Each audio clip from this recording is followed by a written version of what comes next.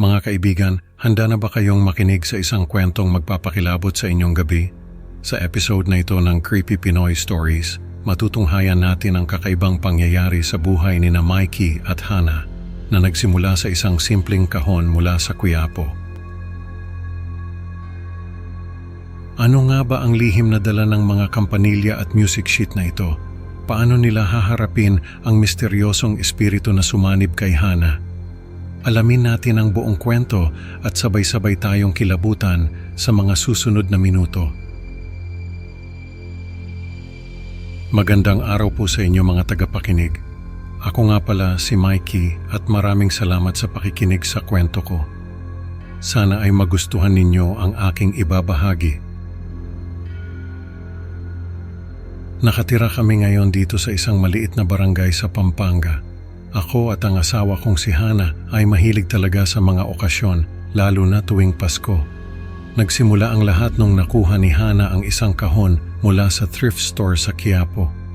Sa simula, akala ko simpleng dekorasyon lang ito para sa aming bahay. Pero hindi ko akalain na magdudulot ito ng kakaibang pangyayari sa amin. Mahilig talaga si Hana mag-ayos ng bahay, lalo na tuwing may okasyon. Pero nitong Disyembre, parang may kakaiba sa kanyang kilos. Nagsimula ito noong mag-uwi siya ng isang kahon mula sa Quiapo na may 3 kampanilya at isang piraso ng sheet music. Hindi ko alam na magdudulot pala ito ng malaking pagbabago sa aming buhay. Isang gabi ng Disyembre, tahimik ang buong barangay, ngunit sa bahay ni Hana at Mikey, nagliliwanag ang bawat sulok dahil sa mga Christmas lights. Ang mga bintana ay puno ng parol at ang labas ng bahay ay parang isang mini Christmas village. Hana, kailangan mong huminto, sabi ko habang nakatingin sa aking asawa na tila wala sa sarili habang nagdedekorasyon. Hindi niya ako pinansin at patuloy lang sa paglalagay ng mga ilaw. Hindi ko alam kung ano ang nangyayari sa'yo, pero hindi na ito normal, dagdag ko, habang pilit na kinukuha ang atensyon ni Hana. Ngunit si Hana ay tila nasa ibang mundo. Ang mga mata ay nagliliwanag sa tuwa.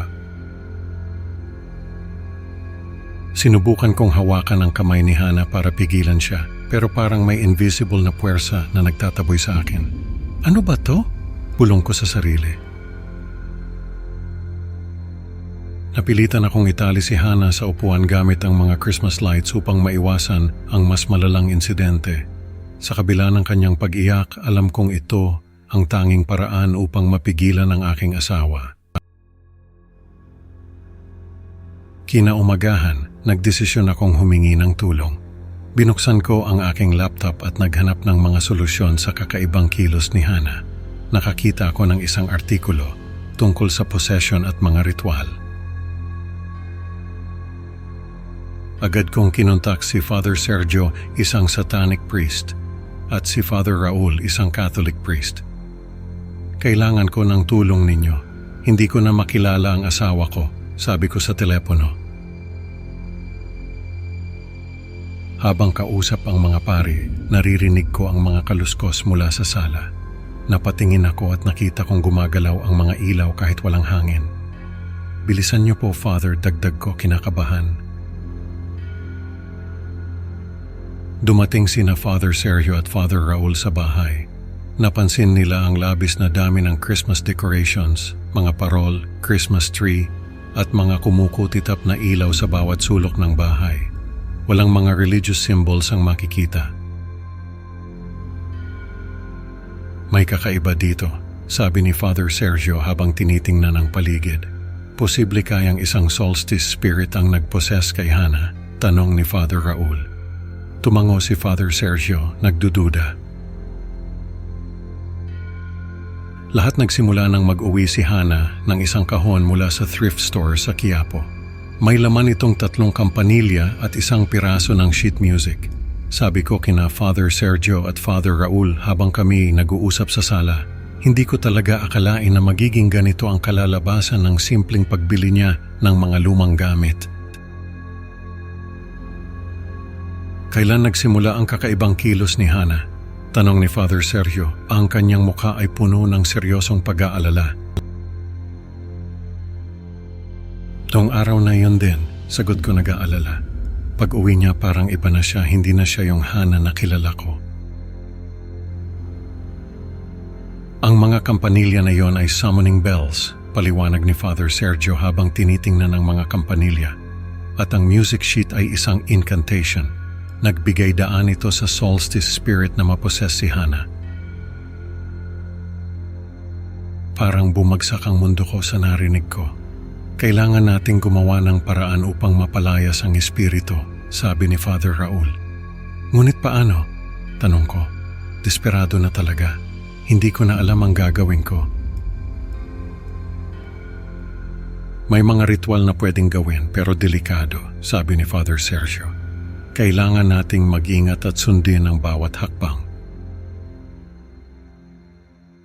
May plano ako, sabi ni Father Sergio habang nag-iisip ng solusyon. Kailangan nating magsumon ng mas makapangyarihang espiritu upang takutin ang solstice spirit. Upang mapalayas ang espiritu, kailangan nating magsumon ng isang samhain, sabi ni Father Sergio. Ngunit may mga panganib ito, dagdag ni Father Raul, nag-aalala. Ramdam ko ang kaba sa boses niya, pero wala na akong ibang magawa. Wala na akong ibang magawa, sabi ko. Gagawin ko ang lahat para bumalik sa normal si Hana. Sinimulan naming tanggalin ang lahat ng Christmas decorations. Kailangan nating palitan ang lahat ng ito ng mga Halloween decorations, sabi ni Father Sergio. Habang tinatanggal namin ang mga dekorasyon, naririnig namin ang mga bulong at halakhak na tila nagmumula sa mga pader. Ano yan? Tanong ko, takot na takot. Parang may mga mata na nakatingin sa amin mula sa dilim. Mga bungo, itim na kandila at mga anino ng mga kalansay, dagdag ni Father Raul. Kailangan nating gawing komportable ang samhain spirit. Habang tinatanggal ko ang mga parol, naramdaman ko ang bigat ng sitwasyon. Sana tama ang ginagawa natin, bulong ko sa sarili. Sa wakas natapos namin ang pag-aayos ng bahay. Handa na tayo, sabi ni Father Sergio. Simulan na natin ang ritual. Habang naghahanda kami para sa ritual, siniguro ko talaga na walang natitirang Christmas decoration sa bahay. Kahit na ang pinakamaliit na parol ay tinanggal ko. Sabi ko pa nga kay Father Raul, kahit isang parol, wala na talaga. Si Father Sergio naman, nag-set up ng altar sa gitna ng sala. May mga kandila, bungo, at mga simbolo ng samhain. Sabi niya, ito ang magiging sentro ng ritual. Si Father Raul nagdasal ng mga orasyon para protektahan kaming lahat sa loob ng bahay. Kailangan nating maging handa sa anumang mangyayari, sabi niya.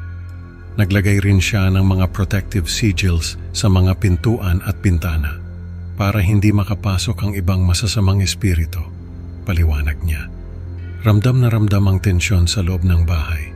Sabi ko pa nga, lahat tayo ay kailangang magtulungan habang hawak ko ang kamay ni Hana na nakatali pa rin sa upuan. Simulan na natin, sabi ni Father Sergio. Habang sinisindihan ang mga kandila sa altar, huwag tayong magkamali. Nagsimula ang ritual sa pagring ng 3 kampanilya. Narito na tayo, sabi ni Father Sergio habang binabasa ang incantation mula sa music sheet. Biglang lumamig ang paligid. Nararamdaman ko ang presensya nila, sabi ni Father Raul habang patuloy sa pagdarasal. Nagsimulang magningning ang mga Halloween decorations. Huwag kayong matakot, sabi ni Father Sergio. Ito ang simula ng pagtataboy. Sa kalagitnaan ng ritual, nagsimulang magwala si Hana. Hana, kalma lang, sabi ko habang hinahawakan ang kanyang kamay. Ang mga mata ni Hana ay nagliliyab sa galit. Hindi ako si Hana, sigaw niya. Pero pinanatili siyang kalmado ni na Father Raul at ako. Sa wakas, isang malakas na hangin ang sumiklab sa loob ng bahay. Nararamdaman ko na umalis na ang espiritu, sabi ni Father Sergio. Bumalik sa normal si Hana. Mikey, anong nangyari? Tanong niya habang yakap-yakap ko siya. Salamat Father Sergio at Father Raul, sabi niya. Sa pagtatapos ng kwento, natutunan ko na minsan ang labis na pagnanais na magkalat ng kasiyahan ay maaring magdala ng hindi inaasahang panganib. Mahalaga ang balanse sa lahat ng bagay, sabi ko, habang tinitingnan ang aming bahay na muling bumalik sa normal. Mga kaibigan, natutunan natin na hindi lahat ng bagay na maganda sa panlabas ay ligtas sa loob. Maraming salamat sa pakikinig.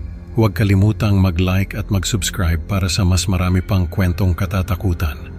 Hanggang sa susunod na upload mga kaibigan. Tandaan minsan ang mga dekorasyon ay may kasamang lihim na hindi natin inaasahan. Paalam at ingat.